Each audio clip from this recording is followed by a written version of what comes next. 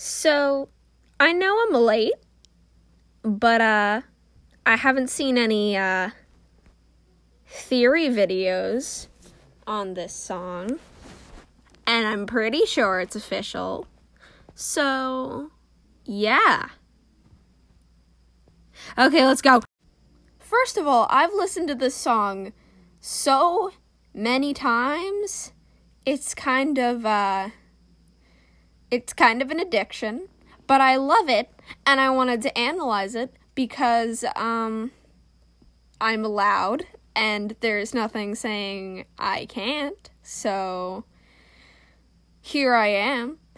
But really, before I get into the song itself, the music video is gorgeous, and Kittensneez, who I've been following for a long time, did an incredible job animating it.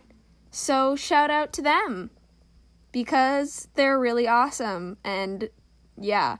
So let's get into the actual meat of this theory, because it's good. Trust me. So, if you look at the lyrics of the video, there's not a lot to go off of, except for quite a bit of filler that we kind of already know about the Digital Circus. But there are a few lines that I actually want to do a deep dive into. Starting with this one, 5, 6, 7, 8, time is just a hoax. This is really interesting because it does contradict some of the lines in the song that come later.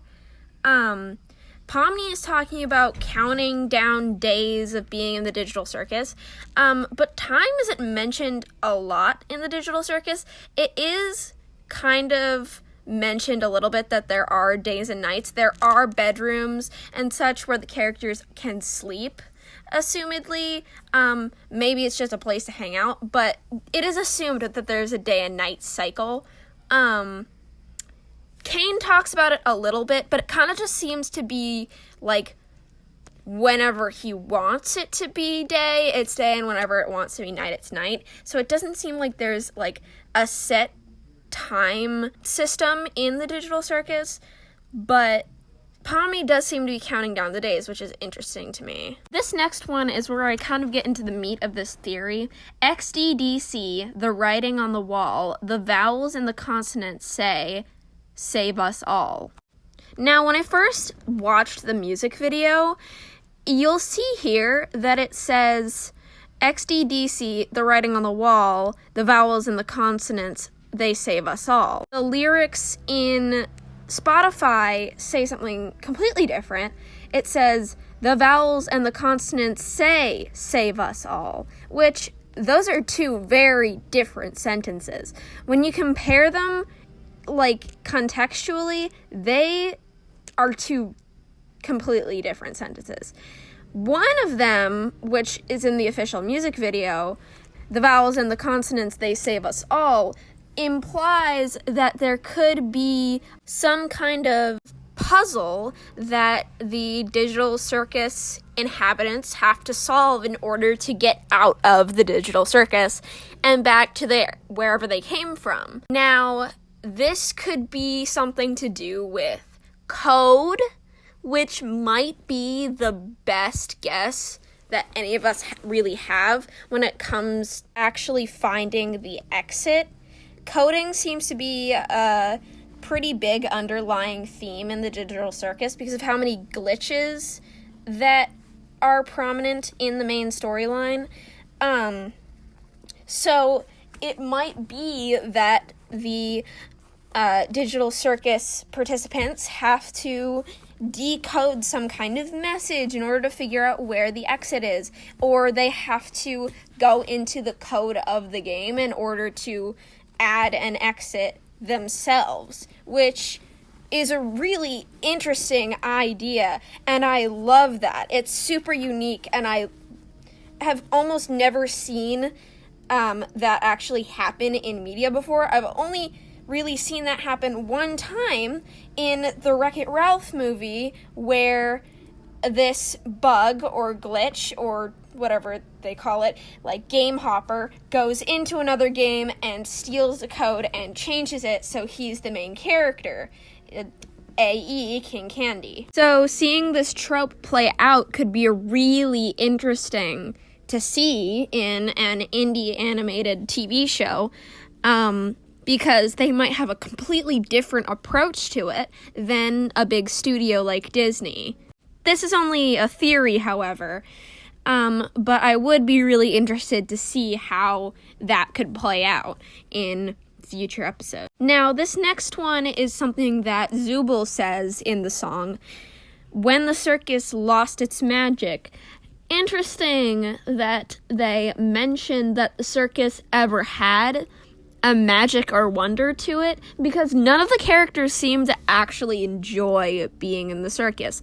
Maybe, I don't know, Jax does a little bit, but he only enjoys it because he gets to torture other people. There isn't really wonder and magic in the circus itself. So was there something appealing to the digital circus that pulled the characters in somehow? Maybe in the real world it was advertised as something really cool and innovative that, like, trapped those characters in being in the game.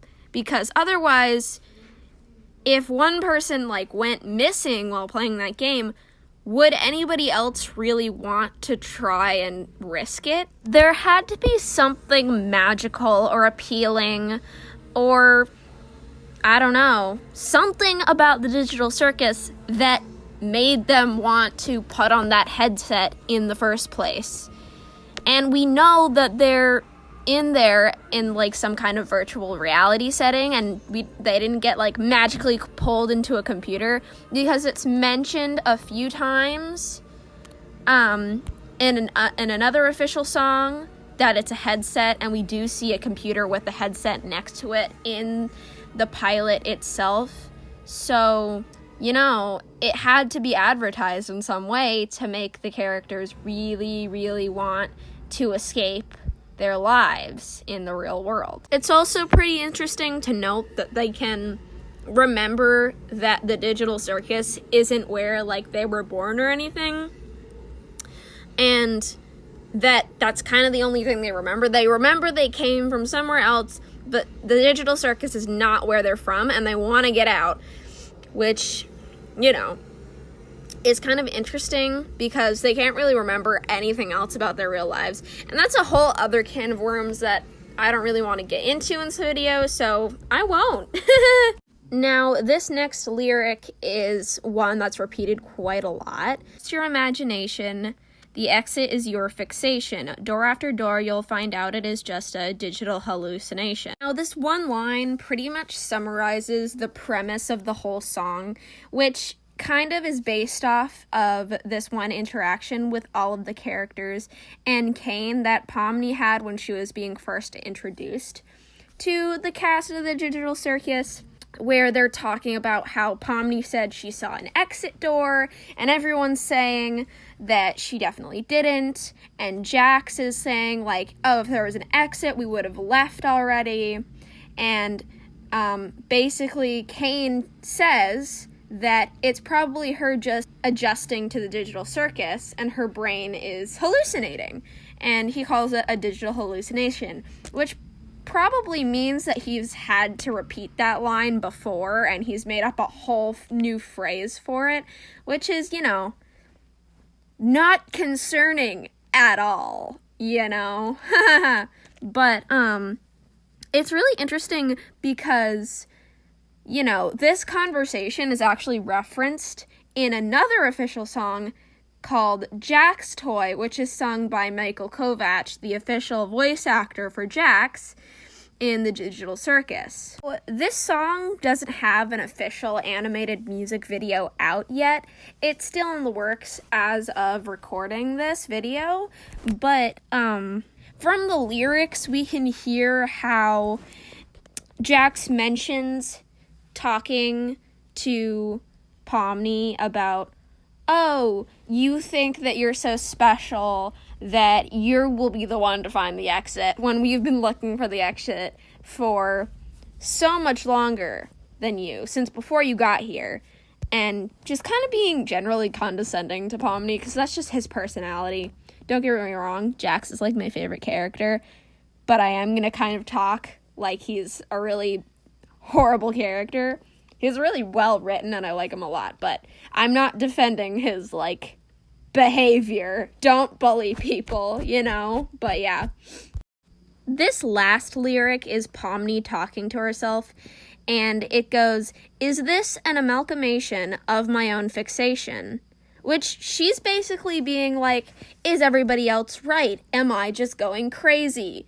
Like, am I hallucinating this exit? Or am I in the right for looking for this exit? Should I just give up? Which is really sad if this is what she's saying, which, if you really analyze this lyric, that's basically what she's saying. If you really think about it, everyone else is telling her to stop looking for the exit, to just give up and accept that this is where she lives now. Like, just lie down and just, you know, wait until you go completely insane, because that's your only exit out of this place. To abstract and to go completely, absolutely, and utterly insane. So insane that you just lose, like, all control of your body and your mind.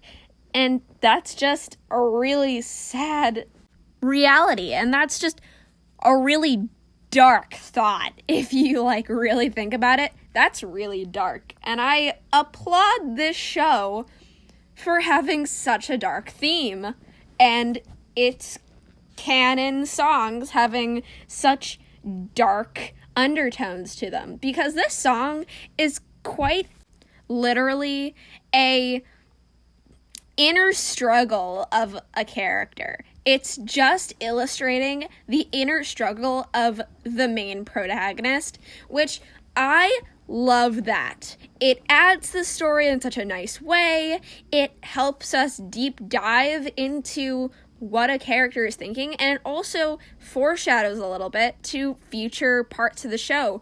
Will this inner monologue be a big theme in the show? Will Pomni end up confiding in one of the characters about how she feels?